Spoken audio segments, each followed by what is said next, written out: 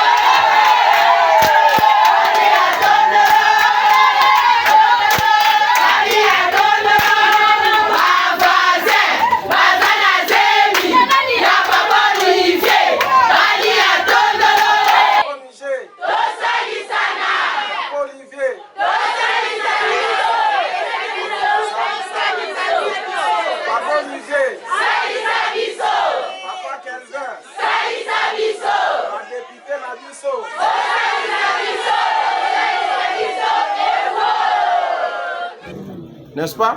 Oui. Na Kinshasa, na kata Kinshasa, batu ba la main maboulou, s'il vous plaît. Sanctionnez les adhésions.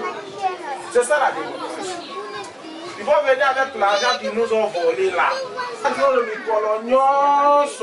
Donc, ceux qui 16h, 17h, ah, tiens, mouvement bouteille déjà.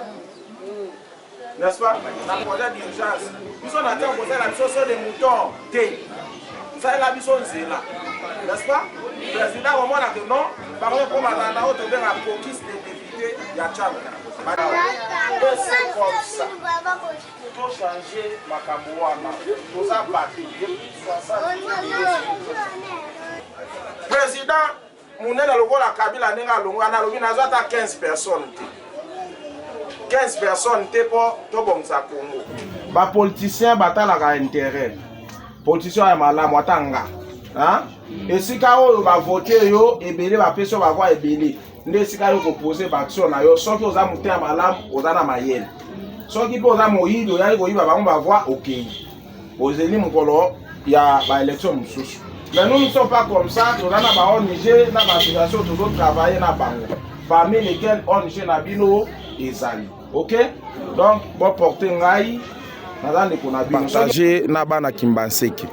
Partout mutu akoyoka ngai soki ezaka mpona bana Kimbanseke te Tchangu Mobimba. Kimbanseke ezali commune oyo ezana 5 sièges na députation provinciale. Kimbanseke eza la seule commune ezana 1050 bureaux de vote. Mais na ndenge to tamboli na kati ya Kimbanseke to constater que commune eza plus reculée, nzele ezate, ma ezate, insécurité, makambo nyonso mabe eza na kati ya Kimbanseke. Et c'est un paradoxe, mais ba députés provinciaux baza 5 et bazana 1050 bureaux de vote. Yango to yebisi bana Kimbanseke boye que tout oyo mutoya lisusu kokosa bango te. Président Fati azana foti te ezande que ba représentant na biso ba kende ko yebisa ba vrai problème oyo ezana kati ya Kimbanseke te. Vous comprenez? Oui. Donc batu bazo uta libanda basi ba comme si Kimbanseke sika na bango bazo ya ba voter bango ba koma ba député après ba sundoli bango. Et nous avons tiré l'attention de cette population cette fois-ci ou jamais. Papa Fati ayoka bana Kimbanseke à travers ba jeune o balingi ba problème à Kimbanseke ezala solutionner donc ngai oyo nazoloba. D'ailleurs ngai nazalaka contre ba député oyo baza bandeke. Oya ke avant na Tchangu te, avant na commune moko ya Tchangu te, mais ayo ko distraire batu awa. Nazo rassurer bana Kimbanseke que d'abord bureau na ngai en tant que député national ekozala na Tchangu awa.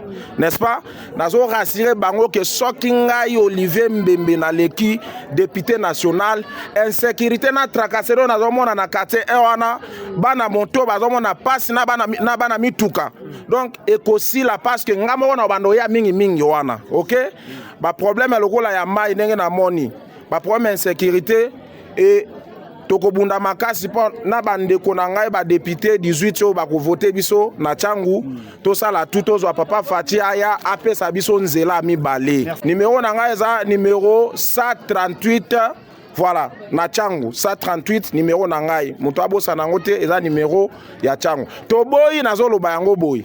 Batu bayi awa onga naza matembela sima ndako. Onga ngai, onga pondu ya limbondo, onga boyi.